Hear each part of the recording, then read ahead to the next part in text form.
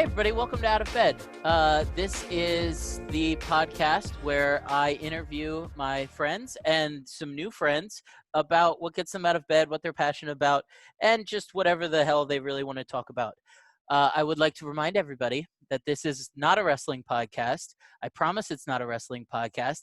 But once again, replying to people on Twitter nonstop for a year gets you places. So I have here my guest, RJ City. RJ City, how are you doing?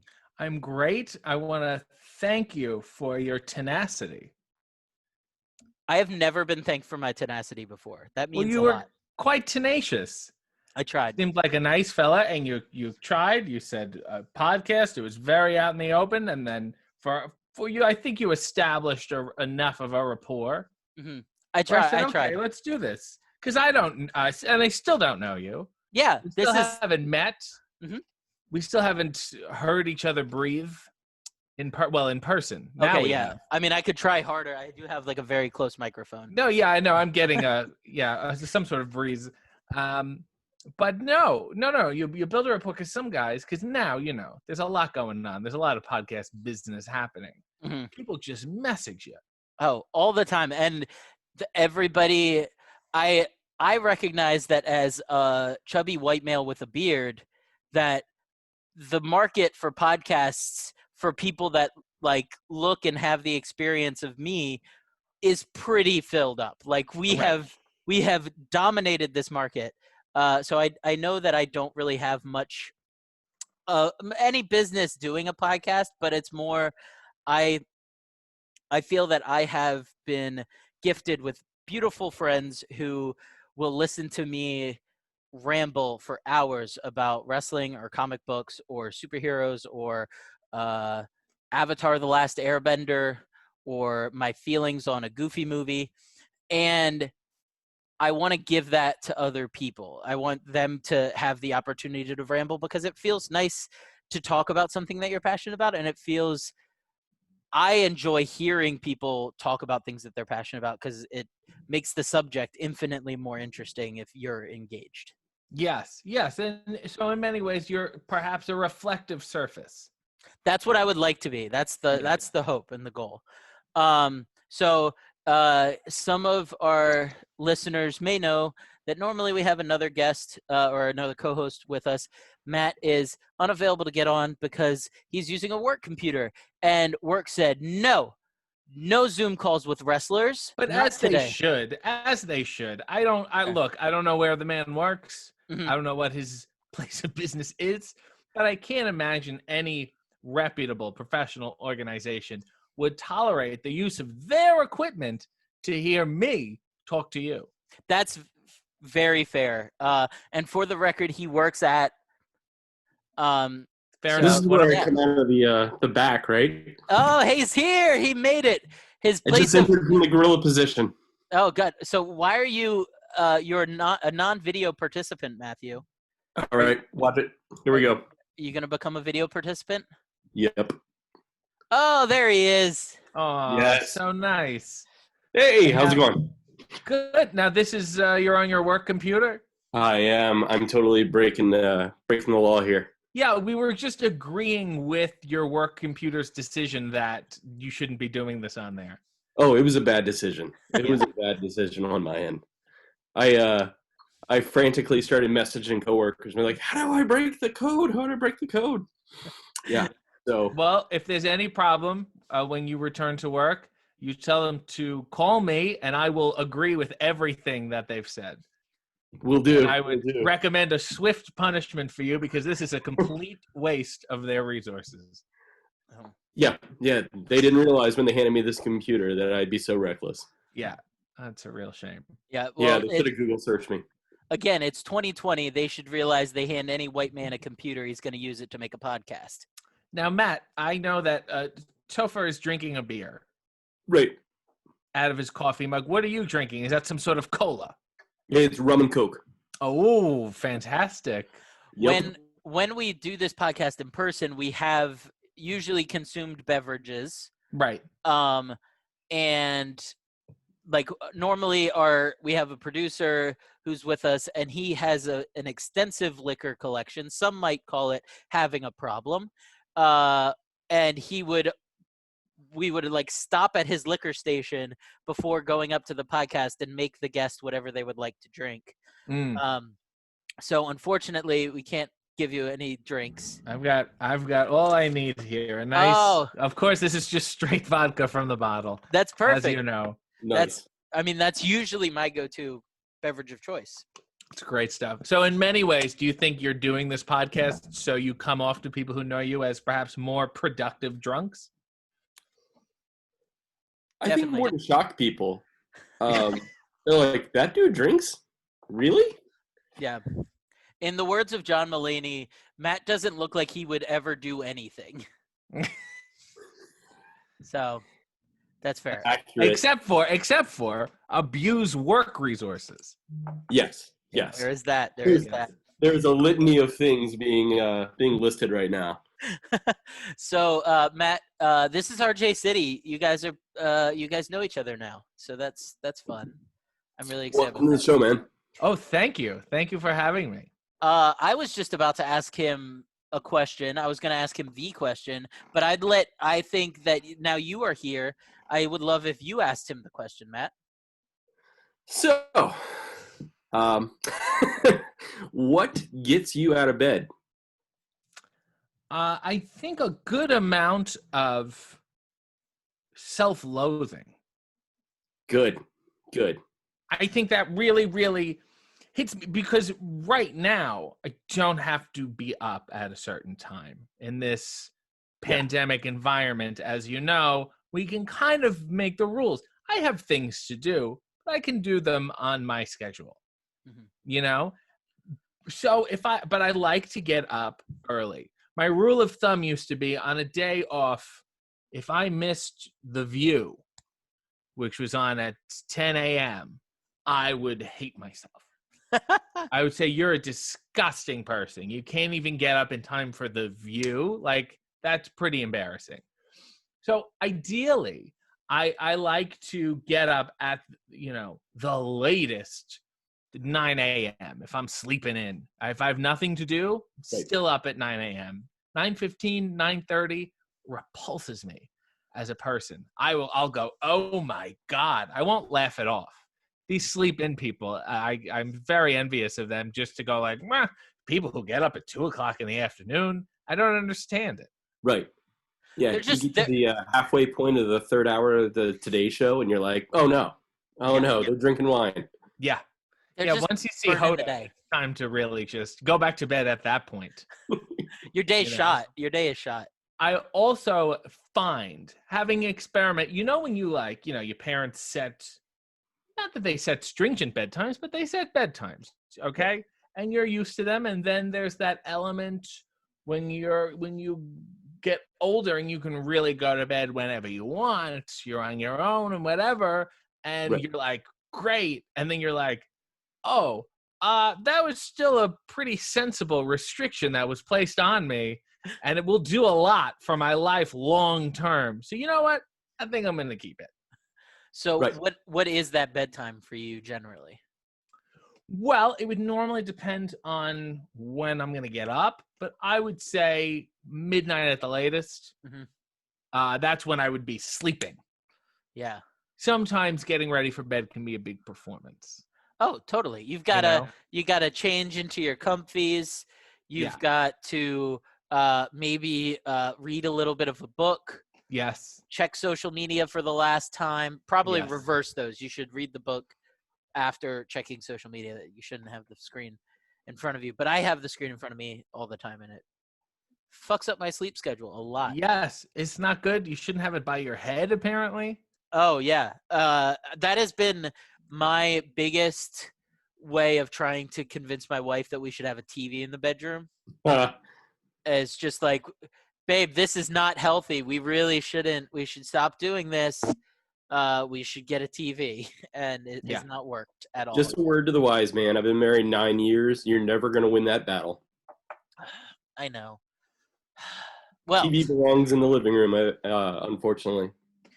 That's That was actually a negotiating tactic when we got engaged. wait. There was a negotiation for her to say yes. Is like she'll say yes if you don't want to put a TV in the Yeah, living I proposed, and then like a day later, she was like, "Yeah, but there's not going to be a TV in the bedroom." room. But she already said yes. I know. She What- reneged conditionally. Yeah. Yeah, there was a little bit of negging. You Yeah. can't put conditions on it after the fact. Well, okay, you can. That's a prenup. Never mind. That's fair. She just put, "Hey, be lucky that all she put was a no TV in the bedroom" as the prenup. Like, it could have been worse, I guess. Did But it you was come really back with hard anything? to sustain the argument. It was like, I have no self-respect when I'm arguing for a TV. That's fair. Did you come back with anything? Like any other conditions that she would have to meet? No. Like she actually agreed to marry me, so like I figured I won the Super Bowl. So yeah, I'm good. That's fair. You won the Super Bowl, and then you can't even watch it in your own bed. That's right. Yep. It's very true. No commercials for you. Sorry, buddy. You know, in Canada, by the way, we don't get the commercials.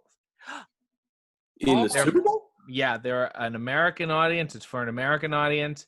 We get some of them because some of them will be international, but by and large, we get pretty regular ass like Tuesday afternoon commercials. And then you look on Twitter and be like, "Oh, you should have seen what Budweiser did." And I'm like, "We're getting a Tim Hortons commercial right now that I've seen 80 times." There's just Tim Hortons commercials and Letterkenny. Just Yeah. over and over again. Pretty much. Just local TV news ads? Yeah, coming up, your 5-day forecasting. Like we're in the middle of the Super Bowl.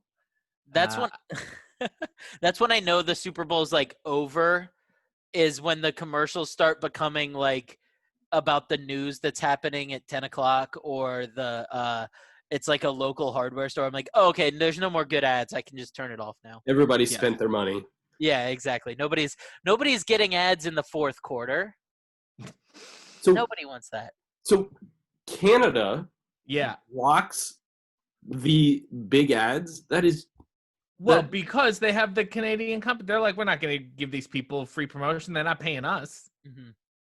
so There is some weird Canadian rule with even programming where if you have an hour of live TV from the States, for every hour of that, you have to have at least 15 minutes of something Canadian.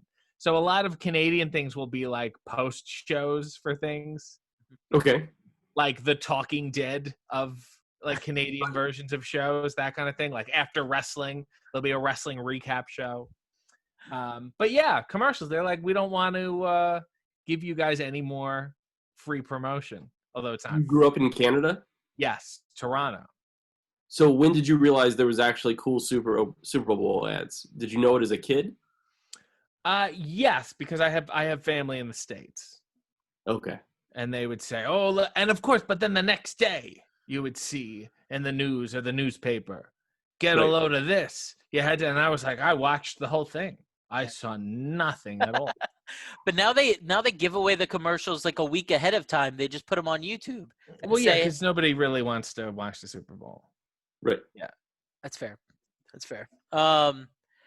What is there something that you heard about from America that you feel like you missed out on other than Super Bowl commercials living in Canada? Well, as a child, I used to spend a lot of most of my summers in New York. Okay. As I have family there, so I would see things there and think they were things here, and come back and be like, "Hey, what about?" So, for example, all the Nickelodeon game shows Mm-hmm. got Legends of the Hidden Temple. What would you do? Double Dare, that whole thing. So I would come back here and be like, "Oh yeah, it's great. I can't wait to watch Legends of the Hidden Temple." And at school, and they'd be like, "What?" And then explaining that show to someone's never, you just sound like a liar. It's this guy, and he kind of dresses like he works at EMS, and then he makes everyone do these Indiana Jones things. Oh yeah, and there's a big rock head And that kind of controls everything. and they make the kids put together a monkey. Yeah, just stab it together. And then in the middle of the thing, randomly, an adult in a feathered headdress will run out and just grab the kid and take him away. Oh no, this show sounds so much worse than I remember. It's The terrible. craziest part is we stole Nickelodeon from the Canadians. Yes, because we did. You can't do that on television. Right. Yeah. Well, you didn't steal Nickelodeon per se. You stole the slime. Yeah, we stole the slime, and we Yeah. I grew up with Pinwheel too. Mm-hmm. So like when I like say to people in America like, "Hey, like Pinwheel," and they're like, "I don't know what you're talking about." But like I think it was made in Canada with like Yes. you can't do that on television. Yes, that was very early stuff for that channel. Because they were very, because I'm sure there was ones before, but they were very, the way MTV was a TV channel about music, they were like a TV channel just for kids. And Right. everyone's like, how dare you? Now you have like the TV channels like just for being 13-year-olds. Like everything is that specific. Yeah. But I was obsessed with that as a kid. And then there would be stuff like, Comedy Central really messed with my brain. That's not in Canada. Canada was rerunning like SCTV, which is amazing. Don't get me wrong, but like Daily Show did not exist for me. Crank Yankers, none of that in Canada. I remember the Comedy Central just messed with my brain in general because I remember like when I was home from school for the summer when for the first time my parents would let me stay home by myself. I didn't know what a stand-up comedy special was. And like just seeing like stand-up during the daytime and having no clue what the heck was like this guy's just talking? Yeah. He's just talking at him, and then I was like a performer as a kid. I wasn't a formal performer. I wouldn't perform in like plays or anything. I would just perform for my parents, which is The local circuit. exactly, yeah. Yeah. It was my house was the indies Yes. of the theater world, and I would just perform Lewis Black jokes to my mom, who had no idea where I was getting these jokes because she didn't understand what Comedy Central was. Right. Or why I had such strong opinions about politicians who I couldn't like pronounce the name of properly. They also used to have on the E channel, they would play old episodes of Saturday Night Live. Oh, Yep. really? Yeah, which was incredibly weird as a kid to watch just a bunch of it. Mm-hmm. And like full episodes. I don't think that was like, I don't know. It was certainly a formative moment in my life. And then they would follow it with the Anna Nicole Smith show. It would be like you'd see like 1981 SNL. Yeah. And then like a movie trailer show too, where they would just show 30 minutes of movie trailers. And yeah, Anna Nicole Smith. What an incongruent channel. Who was the SNL cast at that time? Like, who's like the first SNL cast you remember watching? Oh, actually, the first cast, the Chevy Chase, Gilda Radner, that kind of thing. Like the first 5 years, I remember that, and then heavily into like I don't know. I guess this is maybe late '80s, like Phil Hartman, Nora Dunn, Jan Hooks, that kind of thing.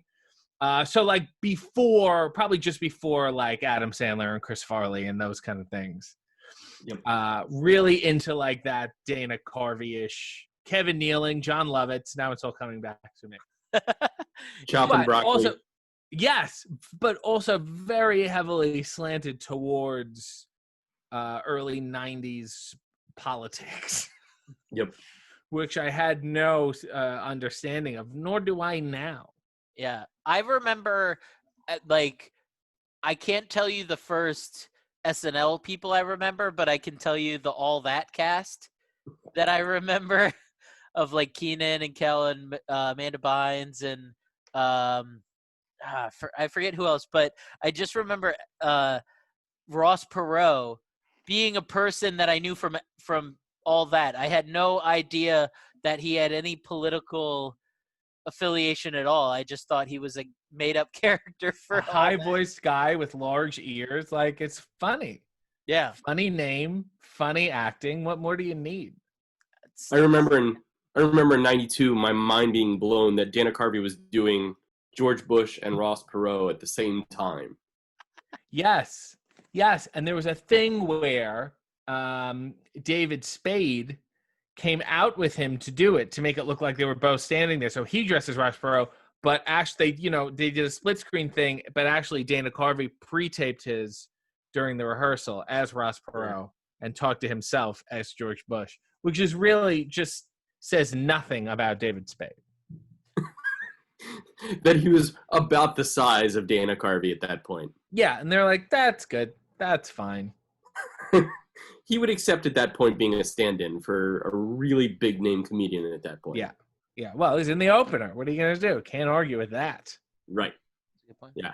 The other thing I like about getting up early is that I feel like my anxiety has not fully kicked in yet. Wow. I feel like I'm a little up before it. And if I can get up at 7, let's say from 7 to 10, maybe, I feel like I'm still a little tired. So I can only focus on one thing at a time in a productive way. Because once you start getting emails and shit, like 9 o'clock on, then it's like 8 things at once. I still have shit to do. I have breakfast, and then other people want stuff from me. And it's like, I'm only I will be functioning at half capacity because I'm doing different things. But if I can just, because some things, as you know, in life can be too fast. True. I think that I like to think of myself as like an early riser. I think that so my job, I am essential, as the government would call it. Oh, And yes. Not so, your boss never said anything to you. He didn't say boss, you're essential to the team. No, he just no. said, yeah, okay. Yeah, but I was told that me doing my job is more important than my safety, essentially. Right. And so I work 7 a.m. to 3 p.m.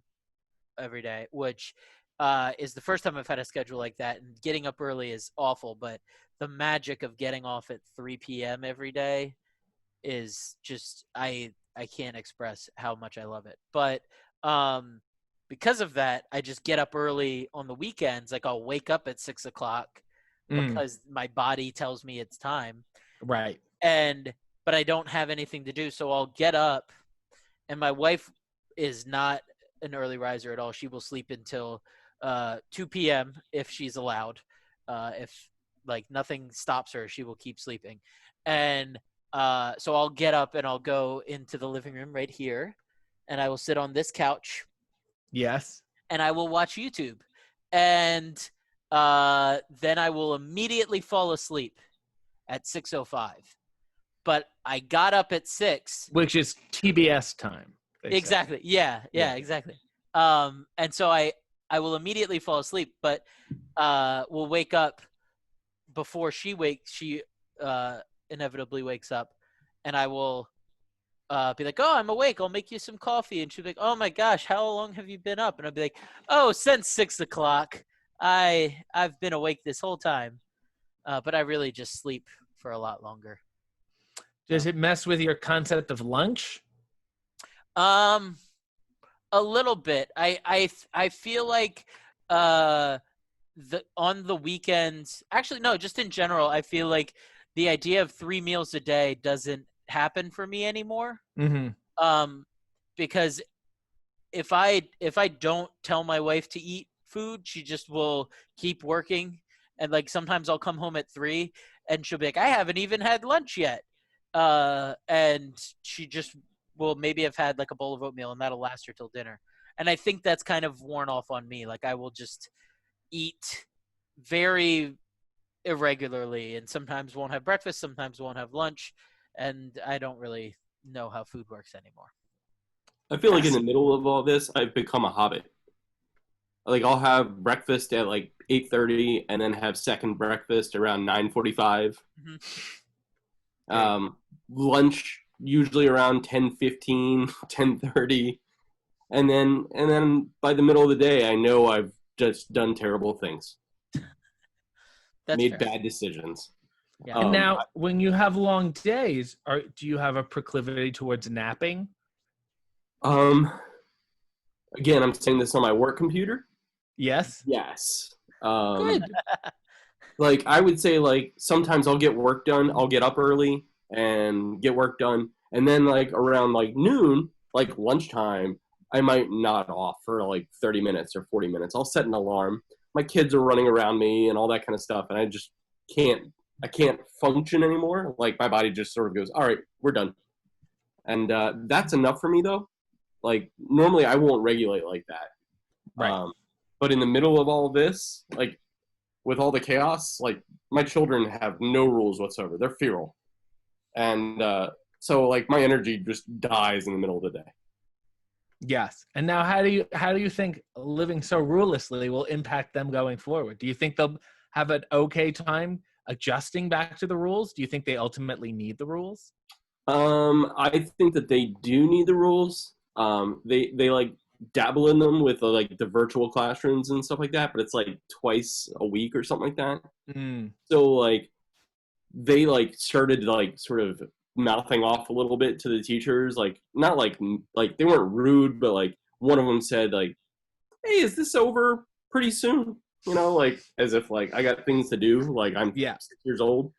Um, but I think like they need that structure bad. Yeah. Like eventually. I don't know when it's coming back though. Like I couldn't quite tell you. Like I'm not convinced that they're going to be back in class in the fall. Yeah. I know I'm a bad teacher. Right. Right. But then I also feel like people will be like, the kids aren't dead. The parents are kind of taking care of it, but the teachers were also kind of taking care of it. Mhm. You might have a bunch of bad teachers, and they're like, you know what, the parents can do it. It's not that much to worry about. Here's the lesson plan. They're intellectually curious though. They'll jump on apps. Like they have these things called mathletics. Like if you had told me that when I was a kid, I'd be like, no, I'm not doing that. No, definitely not. But they willingly jump on that kind of stuff. Yeah. So that's a little surprising. There was like one app apparently in China that students had to use for their homework, and that all of the students gave it like a 0-star rating or 1 star, whatever the lowest they could do, on the App Store. And so many students gave it a low rating that they got it kicked off of the App Store, Wow. so that like nobody could do their homework anymore. So But incredibly industrious. Like, really, like, that's one of those things where, like, you ever see, I don't know, criminals, bad people, and they go to trial and all their plans are unveiled, and you're like, wow, I have to kind of respect your ingenuity. yeah, you learned more than we could teach you in math class. Yeah, you got to be like, wow, if only you had used your powers for good. Hmm. You That's what know, they're what a gonna. great shame. That's what they're gonna say about Matt's kids one day. If only they used Oh, their powers for good. oh, they're turning evil very soon. Like they're easily corrupted. All we need is the Joker to come around. That's fair. The Joker's very, very well known for just taking kids in and turning them into evil monsters. What a weird. Are we not done with the Joker? Apparently not. Apparently we're getting another freaking Joker in the Pattinson movies. I think we're good. I think we're good. I think we've established the character. Yeah, That he enjoys chaos. yeah. The end, right? I recently watched the Joker movie, the new one, on a plane ride, and the whole time I was like, I could recognize that Joaquin Phoenix was doing a good job, but I couldn't care less though. Like I was so bored, and Batman is one of my favorite superheroes, like in terms of comics, and I just couldn't care less about another rendition of the Joker. No, especially when they're leaving so many good villains on the table. Right. They constantly praise Batman as having the greatest rogues gallery ever, and then they just like, oh no, we're just gonna keep doing Joker again. You can keep Penguin, you can keep Riddler. Like if they made a what was the episode of Batman the Animated Series with Mr. Freeze about his wife? Oh yeah. It's Yeah, good stuff. yeah, that would be an amazing movie. Like if they not the Arnold Schwarzenegger version that we got, but like No. do that seriously. Perhaps the Otto Preminger version. Yes, exactly. What I don't need is another like feature-length movie where we're supposed to feel sympathetic to the bad guy. I feel like he's watered down the essence of a bad guy. Yes.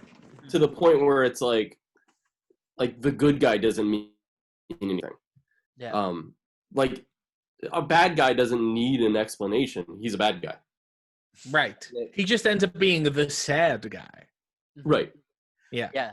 Everybody was rooting for Thanos because he was just depressed and like he just wanted the world to be balanced, and it's like, oh, poor guy, I hope he gets what he wants, and can't root against that. Right. He went off into retirement at the end of Infinity War, and it was like, I guess that's an ending. That But like an ending, yeah. Like I kind of like the way that the movies in like the 80s, like when like Batman in 89 handled it, like Joker was done and they moved on to the next guy. It was like, all right, this is Penguin. All right, we're going to move on to the next guy and it's going to be Riddler. Like, not that I need Batman to kill anybody, but at the same time, like there's a story to be told and then it's done. Yeah. I don't need to have this full length examination of who he is and where he comes from and why he's bad. Right. Like, especially when you haven't even done anything with King Tut. And his backstory is that he was a history professor who got hit on the head and then thought he was King Tut. I mean, what is better than that? If we don't get a quality rogues gallery of King Tut, Kite Man, Egghead, Calendar Man, and Condiment King. Condiment King, yeah. Yeah, that's what I'm. I'm partial to the rogues gallery from the TV show. So Milton Berle as Louis the Lilac. That is something. Ethel Merman as Lola Lasagna, who didn't really seem to do anything. My favorite was that Cesar Romero did not have time to shave his mustache. So should he? He was just like, just put it on over the mustache. No, yeah. Just look me up. Send me out there. People are gonna love it. Yeah, it's perfect. I remember hearing that apparently Adam West, before the Tim Burton Batman movies, he tried to get the movie rights to Batman to make his own Batman movie. And I feel that the world has been robbed of that. I think that would have been amazing. Well, you know what happened? They did surprisingly not that many episodes of Batman, the TV show. There's not as many as you think in your head. Mm-hmm. Then there's the movie, the one where he runs around with the bomb and doesn't know where to put it. And the shark jumps on him while he's on that helicopter ladder thing. But then they were going to reboot the show. I feel like they were going to sell it to another network, and they were all down. And it turns out the original production company had already destroyed the sets. So they went, oh, this is going to be a lot more money than we thought. So we're out. It is a real great shame. But I will say, I think it's on Amazon Prime. There are 2 animated movies done in the style of the show that Adam West voiced, and they are hilarious. And Burt Ward's in them too, right? Yes. And I believe William Shatner is in one too. Mm-hmm. Yeah, he's playing it's not Two-Face. Is it Two-Face? He's playing one of the rogues gallery. Mm-hmm. Yes. Yeah. But it's like animated sort of in the style of the animated series. So it like doesn't have that like bright flashy pop, but it's definitely like carrying the tone of it.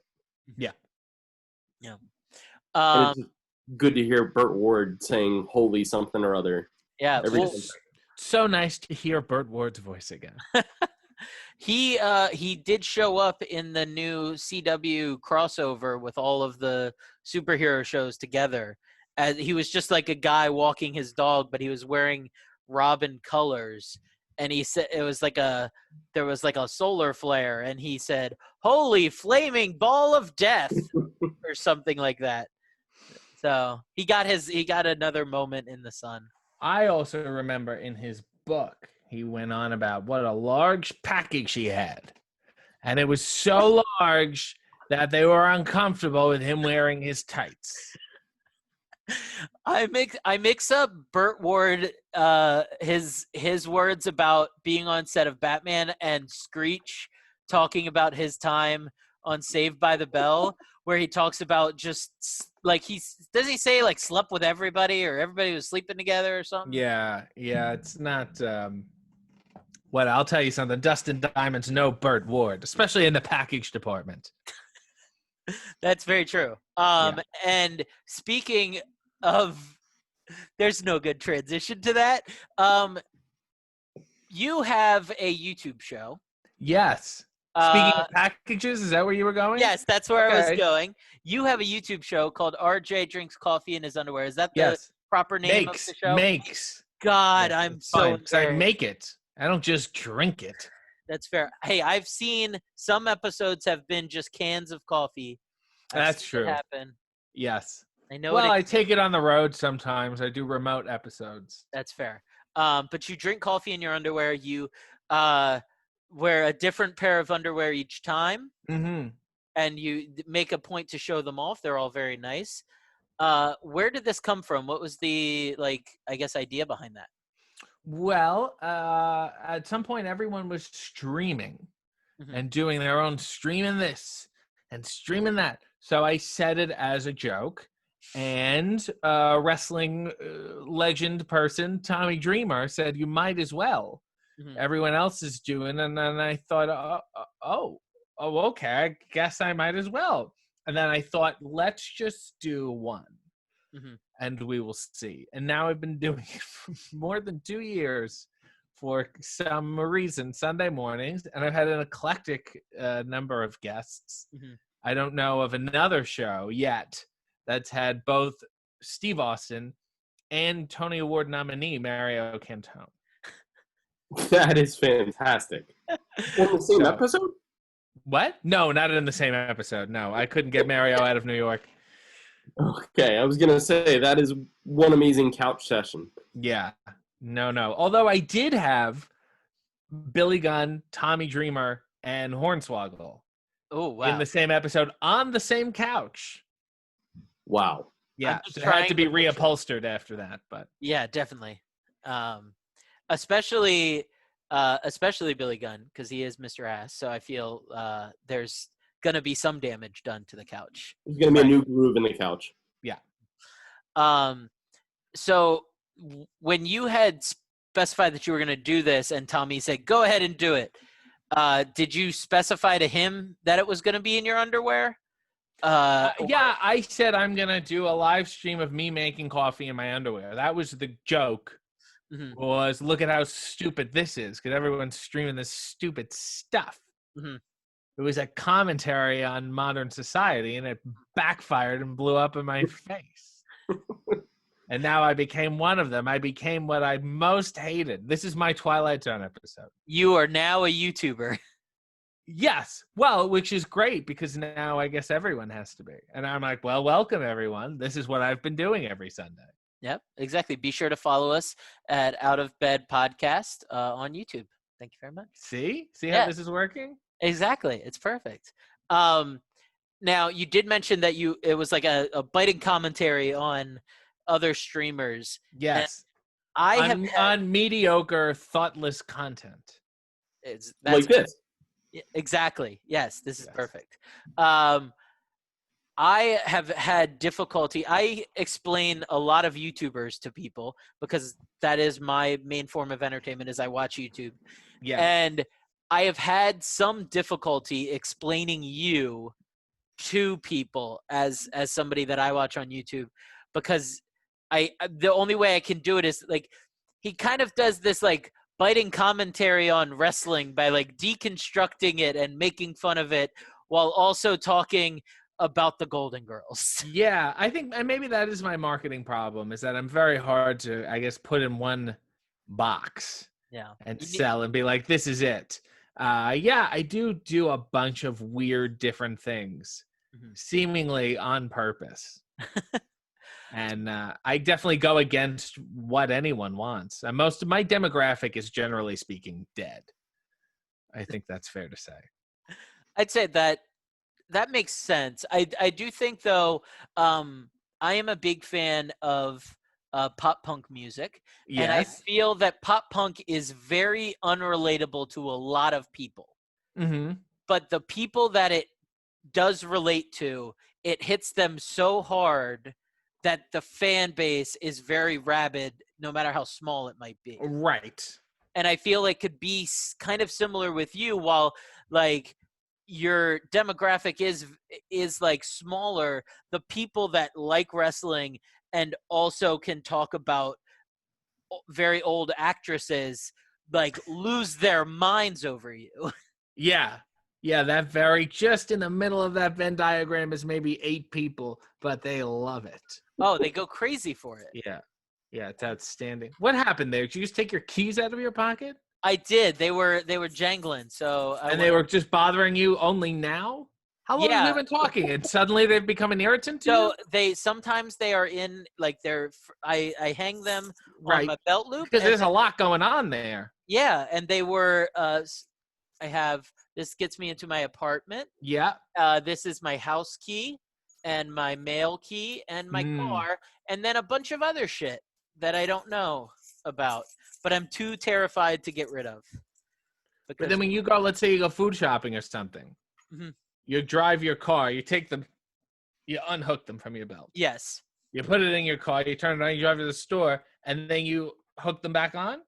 Yeah, and I normally they are in my back like they will hook onto the belt loop and then And then just you put them in the pocket. they get stuffed into the pocket, but sometimes they fall out, and now they have fallen out, and so I Right. will throw them over There you there. go. Yeah, well, now you're just showing off for the cameras. Yeah, I just want everybody to know that my apartment is at least that deep that I can throw keys that far. Yeah, it's good proof that you're not using a Zoom background.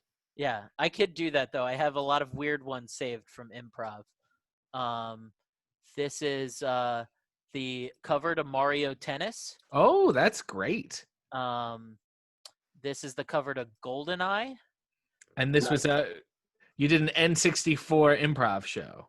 No, I just like bringing in weird things. Oh, into my because you should call it maybe N64 Your Eyes Only. That would be a fun Oh. name for a wacky improv show. I'm gonna copyright that right now. That's great.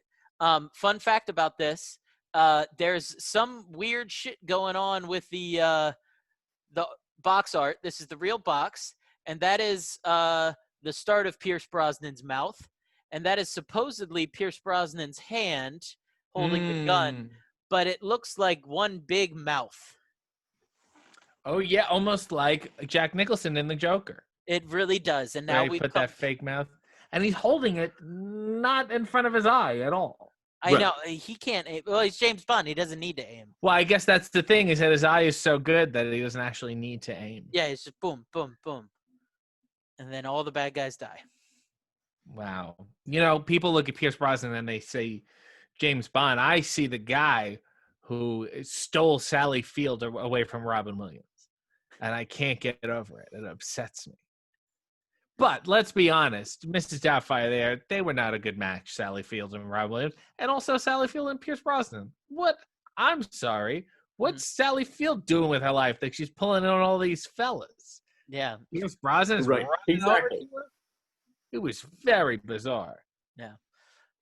and Robin Williams loved her so much that he wanted to just fight gender norms and dress up like a lady because Yeah. that's so funny. And then try to not. Well, he didn't win her back. I guess he was just trying to see his kids. I guess that's a reasonable reason to dress up like a lady. And then they stopped that poor man who had the TV show before Mrs. Doubtfire had the TV show. He was just a poor, Right. sweet old man, and they were just like shitting on him the whole time. They just mean to him. They're like, this guy sucks. Get him the hell out of here. And he was so pleasant. He's very pleasant. Sweet.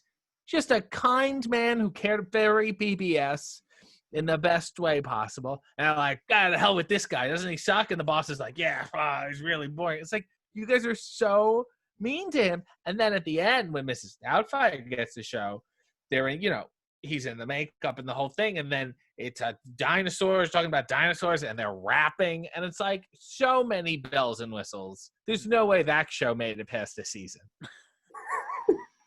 I don't know. Shows had, I feel like there were some low standards for television at that time. Well, daytime television, I feel like had low standards. I feel like primetime television, they were really shooting for it. But at that, I feel like the daytime, they could have had a kid show like that just pass under the radar and get a couple It was seasons. like that last a season or two, and then they fade off because it's too hard to stage the makeup and all that kind of stuff. Right. I feel like it was just a recipe for burnout.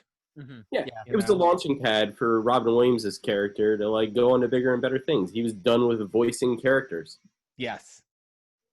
And then he went on to voice a lot more characters in his life. Yep.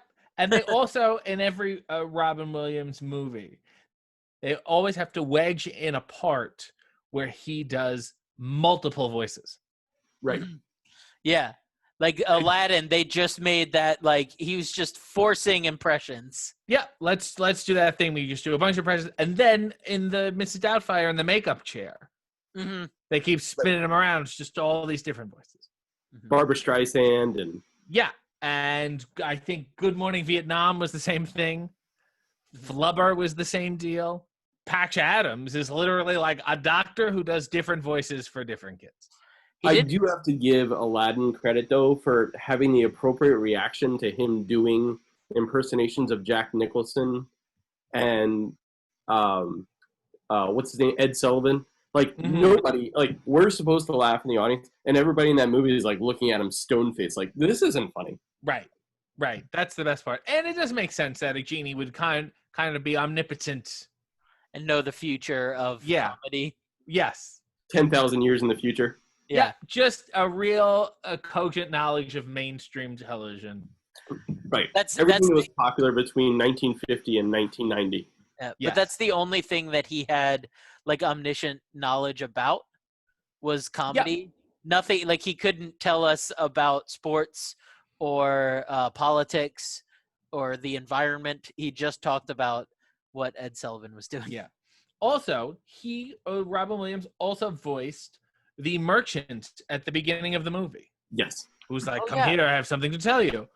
Which leads me to believe when he released the genie, did Genie just say, let's go back to human form and make a couple bucks.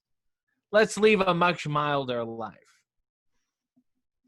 Which kind of makes the new version where Will Smith plays the genie make more sense.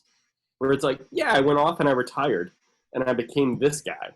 You know, I'm a sailor now. That movie sucked, but at least that made sense. Yeah. No, I mean, I don't know how you would. Why would you? It's a risk. It's a risk. Will should have said, look, Robin Williams does 8 to 12 voices. I do 4 max. Right. Yeah. When I have to think about it and I have writers, I do 4 voices max. Now, I think an Eddie Murphy could have perhaps done more voices. Yeah. A Dana Carvey, as we've established already, can do many, many voices. Mm-hmm. Very true. So if you're just going by range of impressions, you got to see that it was not going to be the best replacement. It's true. But I also feel that they could have just had Will Smith do Will Smith. Because Will Smith is a very funny guy. He's a good comedic actor. Like, we could have just had, the genie just didn't, his impressions weren't, like, part of it. He was just a funny genie. Just a funny genie. And it would have been fine. I don't know if it would have been good, but it would have been fine. He flew too close to the lamp is what happened. That's very true. Yeah. Can I just say we've gotten about 10 minutes from you mentioning that you interviewed Steve Austin on your show and nobody batted an eyelash? If you've seen the interview, there's not a lot to bat at, is there? No, I think it's fairly, straightforward. I think it's more of an experience than anything else. Is he sticking it up just like he's still in character, or is he a normal person? No, well, I don't think there is a character, as far as I can tell. I think Steve is pretty much Steve, and when he wrestles, he just is louder. Mm-hmm. Yeah. So, I mean, he got very close to me. He was wearing fleece, and it was filmed at his bar, which was very hospitable of him, even though he was not as welcoming as I had hoped in the episode. And how did you get to that point? Like what led to you being at Steve's ranch? Well, David Arquette and I did his podcast together. Oh, okay. And after the show, and we brought him a cherry pie because we're not monsters, we're good guests. Mm-hmm. And at the end, we were shooting the shit, as they say. Mm-hmm. And I said, and he knows I do the show. Mm-hmm. David's been on like 4 times. Mm-hmm. And I said, listen, if you don't want to do this, I'm not going to be upset. Mm-hmm. Don't expect you to do this, whatever.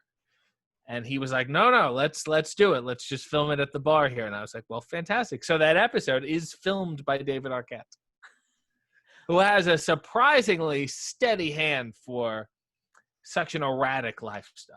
It looked very professionally shot. He is a professional. He does have his acting chops together, just not the rest of his life. Yeah. Was that a good, smooth way of getting you to casually name drop David Arquette? I don't think it's a name drop. I feel like mentioning him usually diminishes my career. I don't think it boosts me. I get to say Tony Award nominated Mario Cantone. I feel like that's a solid name drop. That has a little weight. I can't say, oh yeah, I'm talking to 1996 Blockbuster Entertainment Award winner, David Arquette. I don't think it has the same cachet, if you will. That's fair. You can't say star of Ready to Rumble, David Arquette. No. Everybody loves Deputy Dewey. What are you going to do? And he's going to be Deputy Dewey again, and we're all very excited for him. Oh my gosh. Good for him getting some work in. Exactly. Yeah. So how did your friendship with David Arquette come about? Well, it happened on Twitter.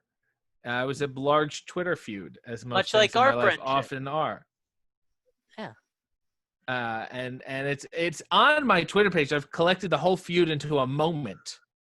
Ooh. So you can view it all in real time if you can click on moments. Remember they were a thing? They were trying to push them and they're like, sorry, that was stupid. Very true. It should be there somewhere. I don't know how it works. He followed me. We were tweeting each other back and forth. It got very heated. I called him out, and then lo and behold, he was becoming a wrestler again, or also for the first time, although it's debatable if he's even a wrestler now. Mm-hmm. And we wrestled in Hollywood. Had his first match together. I beat him. I gave him a black eye. Mm-hmm. And then we decided to team together under the pretense that he would get me a talk show if I teamed with him. How's that been going? Well, I've been teaming with him. Been teaming with him all over the country. In Canada, we did Impact. We did House of Hardcore. We wrestled many different places, and I haven't sat on one couch yet. Yeah. Mm. So really, really not the best deal. So do you need a heel turn on him? No, because I'm already a heel. I started off giving the guy a black eye. Where are we going to go from here? It's true. Really created my own hell. So how is being a heel? Do you enjoy it? Yeah, do you enjoy it? Oh, it's great. Mm-hmm. I get to tell people bad things. Uh-huh. I think you're a slob. Ooh. Or I don't want to be here. That kind of thing. And then they go boo like that. That's a really good impression of fans. Yeah, that's usually the level of enthusiasm I get. And sometimes it's hard because people will want to buy my shirts online or want to support me and say, I think you're doing a great job. And I have to say, no. I'm a heel now. Mm-hmm. I've established myself as being a heel. So Yeah. please don't be nice and supportive. You're going against the grain here. This is true. I urge you, do not support me at all. So it's a learning curve, but I think we'll get there. Yeah. Now, speaking of heels, you are blocked on Twitter. Yeah. By somebody that some people in this country, people on this podcast especially, would probably consider a heel. Yeah. Donald Trump. I won't consider him a heel because that would imply he has any sort of logical intention at all. Oh, okay. Fair. Good point. That is also a man. Yes. It's a good heel burn that you just gave him. It is a good. See, I'm back in business. Exactly. It's real heel versus not a heel here. What did you do to get blocked? Well, he was so early on, and this was perhaps even before he was elected president. I realized because I'm verified, my reply to his tweets will stay at the top of his replies. So it became a very enjoyable experience for him to tweet something early in the morning and me to reply something sardonic. And one day after he had become president, he was railing against the media. Oh, CNN, MSNBC, blah, blah, blah. And I wrote back, what about WKRP in Cincinnati? That was my... And the next day, I saw someone retweet something from him, and then it's like, this tweet cannot be viewed. And I click on it, and it's like, yo, you're blocked. And it's the official, and it took me 5 minutes to really believe, like, it's me. He blocked me, like, that's really his Twitter. I mean, it's not him. It's somebody doing the blocking. Because they blocked a couple thousand people all at once. This was this part of that first wave of it. Mm-hmm. And then people added me into this like secret chat room on Twitter of all the people he blocked, and it's all like either comedians or writers or journalists, and it was like this really hip club I got into. And then like Rosie O'Donnell started following me, and the New Yorker interviewed me, and my blurb appears in between Rosie and Stephen King. All three of us got blocked. Wow, that is some company to be in. It's quite an array of people. Did you get added back in when he had to unban people? No, because that ruling was he can't block anyone else. They didn't. They weren't like, oh, you have to unblock. They're just like, look, you just don't block any more people, please. So what's your existence like? You see other things trending, and you go, oh yeah, that's well. it. Almost every day, invariably, someone I follow will quote a tweet and say, "This is ridiculous," and you'll see that it's the link will say, POTUS or whatever. Right. And if I really need to see something, you can just Google Trump Twitter, and it will show you like his last 5 tweets in the search. So I'm like, I mean, I could also sign out of my own account. I don't even think you need a burner. You just sign out of it and you can see it. But it's the act, and it's also a nice sort of preemptive victory in the sense that I did my work early. He already blocked me, and it's like, well, guys, clearly I don't need to speak out. He already blocked me early on, early enough where people were still like, he may be presidential. He may get there and read off a teleprompter, and, once the serious things happen, he'll pull it together. Yeah. So I'm happy that I stuck my flag in the sand then. You have your clout as an activist already. Right. I was like, guys, I would love to continue to help. I know things are getting steadily worse, but he already blocked me. Yeah, I've done my part. Yeah. Where were you guys earlier? Good point. I'm still not blocked, sadly. But Matt, are you blocked by anybody interesting or famous? I think I'm probably blocked by random people, but nobody like totally famous. You're blocked by a Catholic priest. Yes, Ooh. I am. Yeah. So RJ, for your knowledge, most of people that listen to us know, I used to work as a youth minister at a church, and Matt used to work doing church things as well. And so we are a part of Catholic Twitter, which is a weird branch of Twitter to be on. And there was a priest that came out with this big article that essentially the gist of it was, hey, don't bring your kids to mass. Like your kids get in the way. We don't want to see them. And I've got things to say, and I'm awesome. Yeah. And everybody hated it. Like this is a priest that is very popular, and he gets a lot of notoriety within the Catholic world, and people just tore him to shreds. And I simply tweeted the gif of Bart Simpson holding a cake that said, "At least you tried," and then he throws it into the trash, and that was enough to get me blocked. Wow, that wasn't very bad at all. Yeah, I was proud of it. I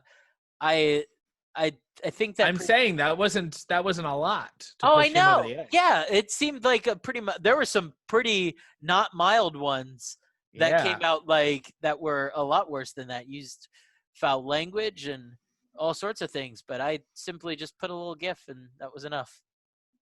So, no. Wow. Yeah. And have you kept tabs on him? Well, actually, yeah. Oh, well, now you're gonna have to. This whole episode cannot be monetized now. Yeah. Well, Was that Biggie? that What yeah, was that was an Instagram story of all of the Democratic politicians walking through the building wearing the sashes, the African sashes. I don't know the proper term for them, but it was set to Biggie. Yes. So that was Okay. yeah. So unfortunately, we can't monetize this because we did. I will say we make so much money off of this podcast. Normally, And so the vengeful priest strikes again. he got me. That was actually his Instagram story Yeah. with the white politicians wearing African garb. Damn it. But yeah, Another crafty move by the father. he's doing a little better. He's posting some better articles than that. I don't have anything against him personally, but I just felt he was very off base in that one article. With powerful people is there's usually nobody to just tell them no. Mm-hmm. And like people, like I'm not saying he's drunk with power, but like, and this is the same thing with Trump. He never had anybody at the age of 10 go, no, you're not that great. You're not that special. No, that's also how we got the Star Wars prequels too. Oh, You know, I made this point a while ago. The second thing he did, the second movie that George Lucas did, Star Wars wise, was really the Star Wars the Christmas special. yeah. In line, that was just because he knew the other one was coming out later, but he wanted something in between. Yeah. And so, you know, a lot of people go, "Oh, well, it didn't start getting bad until Jar Jar Binks." I'm like, no. The second thing he did was just a disaster in every way. And It's like, did you have B. Arthur singing in your special at the bar? And now she only had agreed to it because she could sing. She just wanted to do a song and that's it. And she had no real understanding of what Star Wars is or was or that. And it's interesting. That song is basically a redo of the Cantina song. They put lyrics to it and whatever. She has no idea.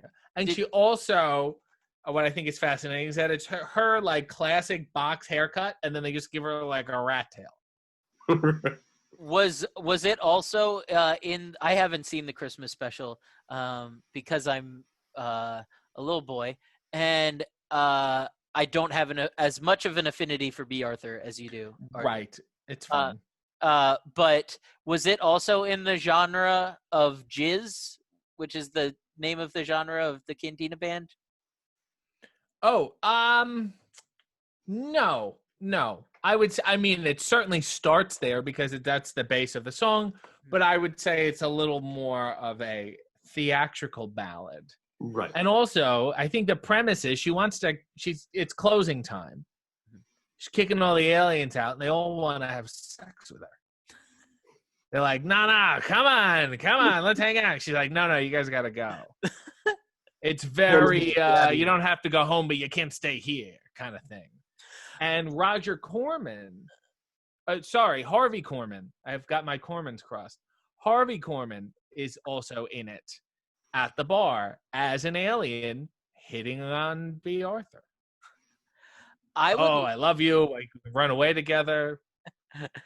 I would love an entire movie of just B. Arthur, like as a bartender, shooing away would-be suitors at closing time. Like that could be I could watch that for an hour and a half, 2 hours. I would say something that's like perhaps a spin-off in the how All in the Family gave way to Archie Bunker's Place. Exactly. You know, I could see. I believe her name was Ackmena. That sounds a classic alien name, Ackmena.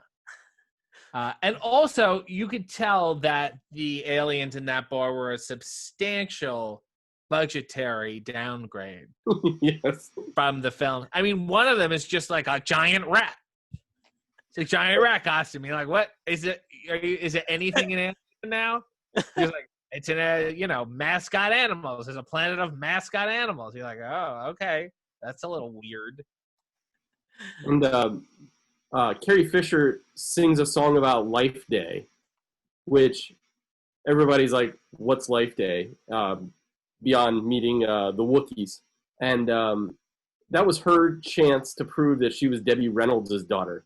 Right. Because if there's anything you should know about Carrie Fisher and Debbie Reynolds, is that they hated one another as much as they loved each other. Yeah. So that when one died, the other one was like, no, I need the attention. I'm also going to die. Yes. And I would also say, it's a good rule of thumb, don't let out your paternal issues or maternal issues in a holiday special. That's true. It's just not. Also, interestingly enough, I did some research on this, so I know a surprising amount about it. One of the writers of the special was Bruce Valanche. Oh man. Yeah, from Hollywood Squares. I mean, he's been a writer for a lot of stuff and variety shows and whatever, but apparently George Lucas wanted to do just a straight up Wookiee special. Started as a movie, and then it was like, well, maybe it's a TV special, but it's all the Wookiees. And then someone suggested to him, hey, may not be a good idea to do a whole movie about a whole family that can't speak English or any language at all. Might not be that appetizing. There should perhaps be more things in this.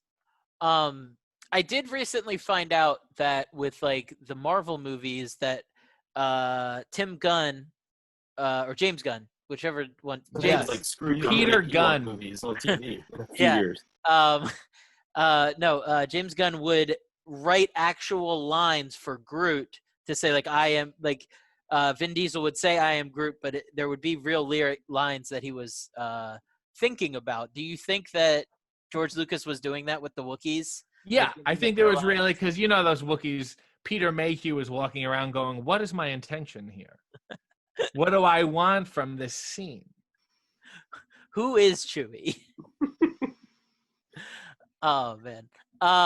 Why do I have a son? It's another good question. How are they having sex? I haven't seen one shred of genital on any Wookiee. I got freaked out in The Force Awakens when they showed his fingers. Yeah. I was like, what? What is that? Black fingers. I recently just started thinking about how with television shows and movies that are directed towards kids that I get thrown off when they reference somebody having a kid, or like basically anytime that kid shows acknowledge the fact that sex exists. Yes. I get like thrown off, like when like Avatar: The Last Airbender is a show that I watch, and the sequel show it takes place 7 years later, and you meet all of Aang's children, and you know that Aang has at least four. He has at least 3 children, so that means he's had sex at least 3 times, and that just always kind of amazes me. And I don't know why, but I guess we aren't that many years removed from a time when like married couples couldn't even be shown in the same bed together in television. But I don't know. It just always throws me off. And do you know the first television couple that was shown in bed together? I did know this, but I don't anymore, and I know you will know. Well, yes, because that's why I've proposed it. The Munsters. Oh. Yeah, Really? Fred and Lily were the first to really, feel the warmth of each other. He just trended this week. Herman Munster trended this week. Yeah, because there was a real prescient scene from the Munsters about racism. That's where I get all of my education about racial bias and prejudice. I think he would be very happy. Apparently, he was very upset Mhm. that he was typecast because he was a very serious actor. Mhm. You know, he wanted to be taken very seriously. Mhm. So I think he was very upset with always being Fred. He was really good as the guy the local guy in Pet Sematary. Yes, and he was also in My Cousin Vinny. Yes. We figured The it out, what? guys. Fine dramatic role for him. No. If you had, if you could recast yourself in any dramatic role throughout history, where do you think you would put yourself? Film or TV?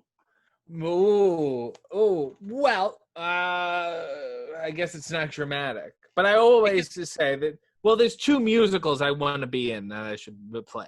Okay. One is Rum Tum Tugger from Cats, and not the movie, obviously, the musical, the stage musical Cats, because he gets the Rum Tum Tugger song. He also gets to sing Mr. Mistopheles, which is like, if you're not singing Memory, if you're not an old fading star lady, you want to be Rum Tum Tugger. They get the two best songs. Mm-hmm. My other one is Dr. Oren Scrivello, DDS, the dentist from Little Shop of Horrors. Nice. That's a great heel. Yeah. Yeah, in really a heel that prevents you from ever feeling bad for him, not once. Truly a person who deserves to die. You're perfect. I remember like reflecting on Little Shop recently and going, was Seymour supposed to be a bad guy toward the end of the movie? Because like I'm cheering for all the for him to kill all the guys that did die. Well, it kind of got worse, and that's why, you know, he's the first. The dentist is the first death, because you're like, look, that guy deserves to die, you know.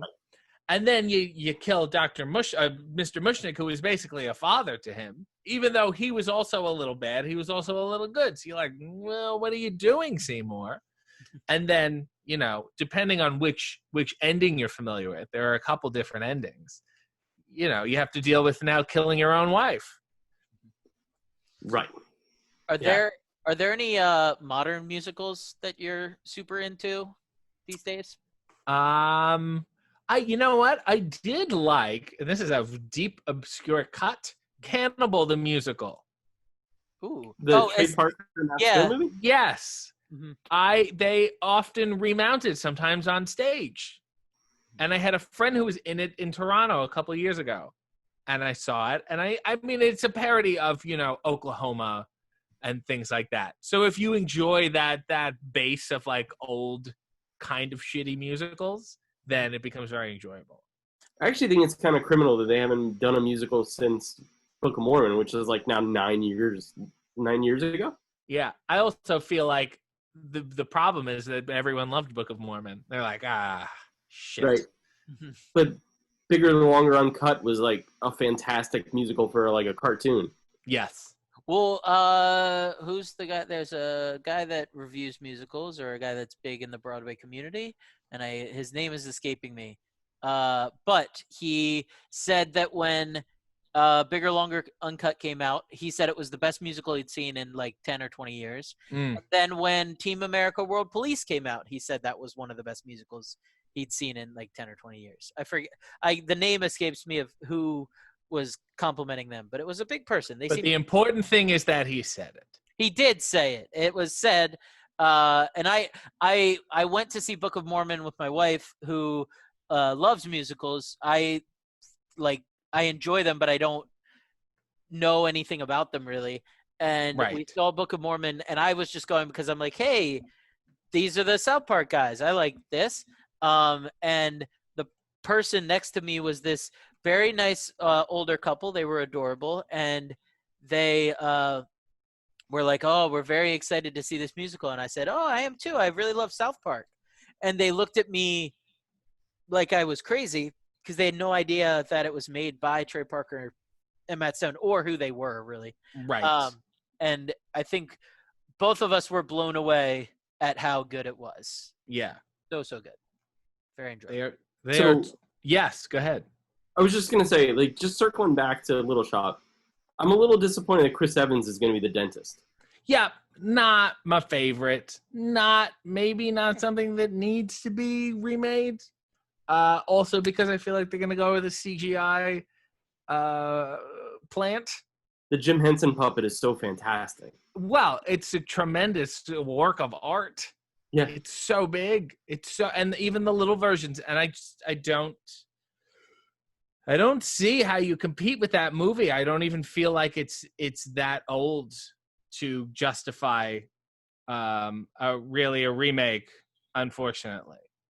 Every once in a while, Frank Oz will get on Twitter and somebody will ask him a question and he'll just talk about that movie at length. Yeah, as he should. It is really tremendous. It's a wonderful film. So yeah, please find a way to be the dentist. Thank you. If there's any way we can just, politely bump Chris Evans, Yeah. that would be great. There we go. Everybody that's listening, make sure you hashtag RJCityDDS. Yes, that's the official hashtag. That is the official hashtag we'll use. Before I do want to be aware and respectful of your time because, as you have mentioned, you have to get up promptly at 9 a.m. Yeah. Well, before 9 a.m. Didn't you listen to the beginning of this episode? I made it absolutely clear. That was right after I finished my second Sam Adams summer. So fair enough. It was tough. It's not even June 21st yet. You're also early for that too. Matt, do you want to go ahead and finish? I don't deserve to be here anymore. I'm just gonna go. This is tremendous.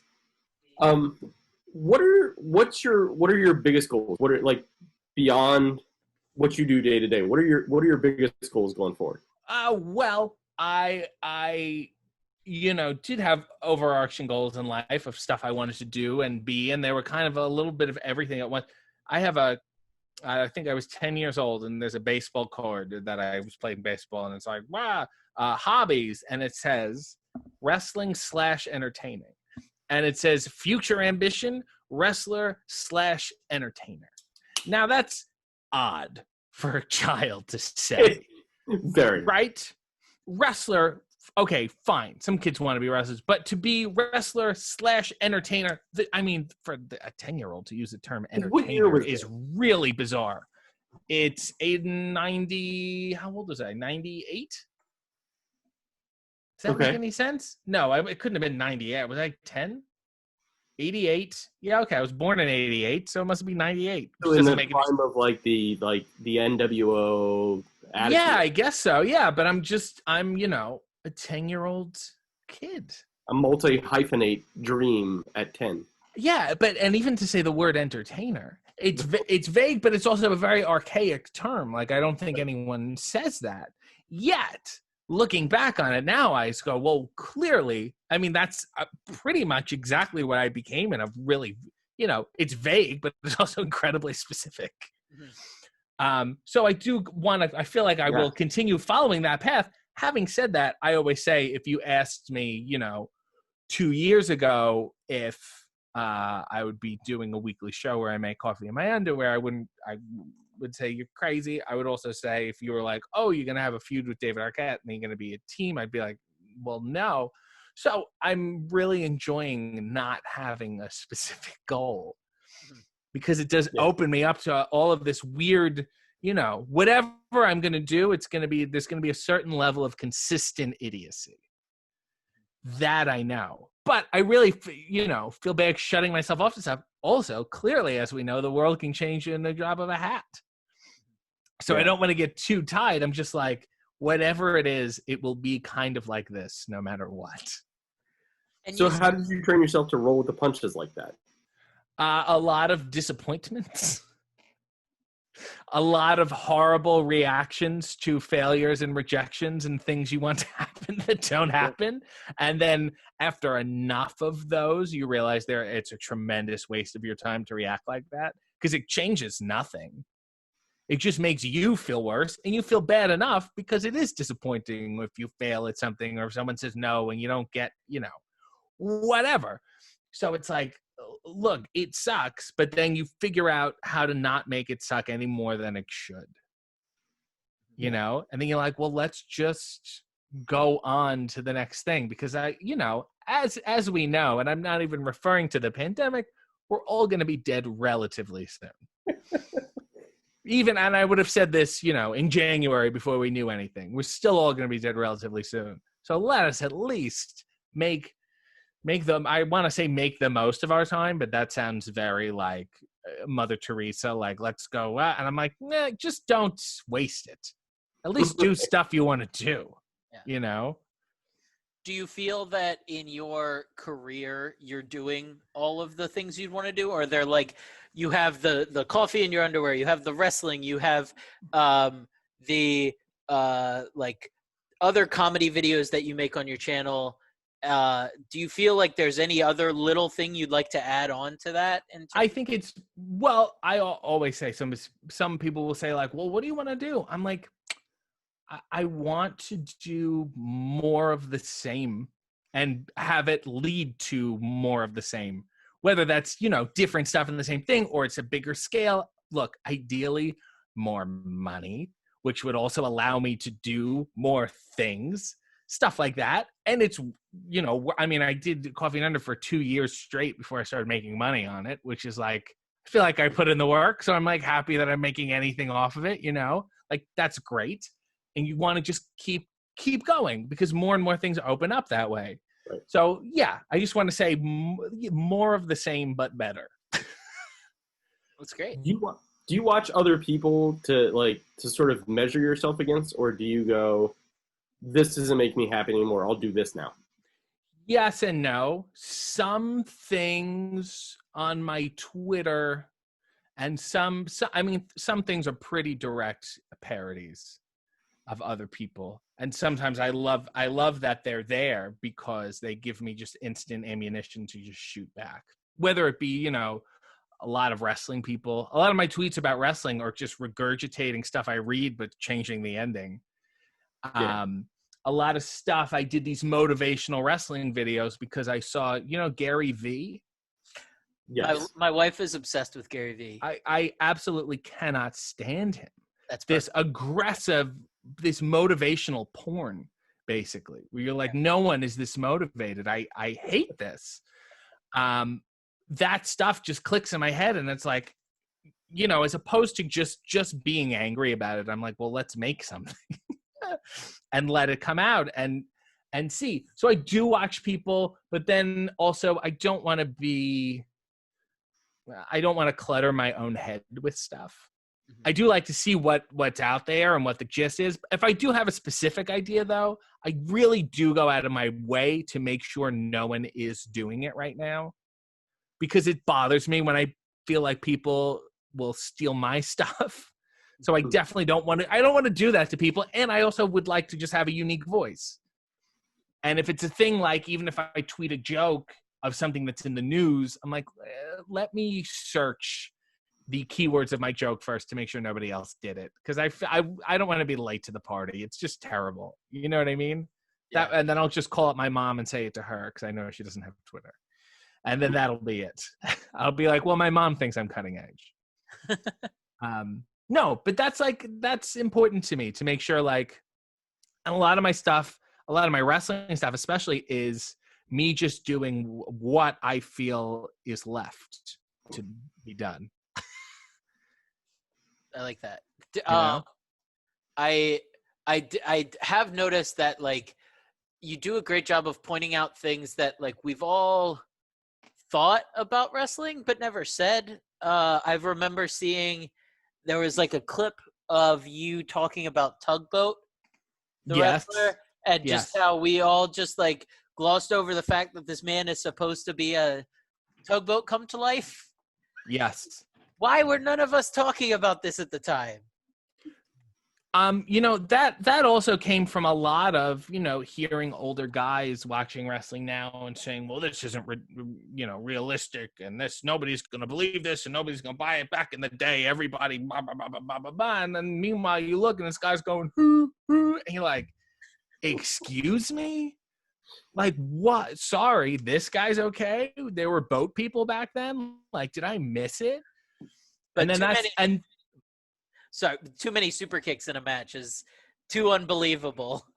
Right. I mean, and I know you clarified this wasn't a wrestling podcast, but the fallacy that anyone thought wrestling was 100% real past 1930 is a pretty suspect assertion to make. I mean, even if you don't know all the secrets, and the tricks of the trade, you have a basic understanding of physics. Bodies don't move like that. Yeah, I have come across as I mentioned to you before we started that I just like showing the things that I'm passionate about to other people. I've showed a lot of wrestling to friends in my day. Yeah. And I have come across a surprising amount of people that didn't understand that it wasn't real. And thought that they couldn't get past the fact that it was fake and that we were still enjoying it. And it blew my mind. And that, I feel like that is because wrestling is sold by wrestlers in the industry as being real. Mm-hmm. Got to make them think it's real. And so then people will go real versus fake, as opposed to a movie is never being sold as real. So people won't go, this is real or fake. It's sold as entertainment. People understand it's entertainment. People like getting sucked into it, which is great. They play along with the premise of a movie. Mm-hmm. Of I'm going to pay, I'm going to sit down, I'm going to get lost in the story. But when you tell people, this is real, it's like the only people that are really worried about it being fake are wrestlers. Mm-hmm. It's like, why? It's okay. It's okay. Yeah. No one should be doing this for real. I cannot stress that enough. Yeah. Ron Funches has a great bit about that where he's just like, what kind of animals would we have to be to want it to be real? Like this undead zombie man just got bit by somebody else's snake and we're supposed to be upset about that. Of course it's fake. Yeah. Weird. It's so terrible. Just please enjoy the show. Yeah. Let's all have fun. I would like people to have a good time. Oh no, actually, no, I'm a heel. Yeah. Boo. Both of you are not very good people, and neither are the towns you live in and their associated sports teams. Oh, wow, that hurts. Back in business. That's a deep burn. Flipping the switch, just like that. Oh man. Well, who do you want to have on Coffee in My Underwear that either you haven't had on or you want to bring back? Well, I definitely want to have Mario back again. And I will next time I go to New York. He has agreed to sing Bosom Buddies with me, the B. Arthur and Angela Lansbury version. So I'm very excited. I also want to have Sickly. I want to have people like BB Newirth and perhaps a Vicki Lawrence are top two. I want Mama to have coffee with me. Those are my lofty goals right now. Bizarrely, harder to get than Steve Austin. The wild part about her is, she played an old lady 40 years ago. Yep.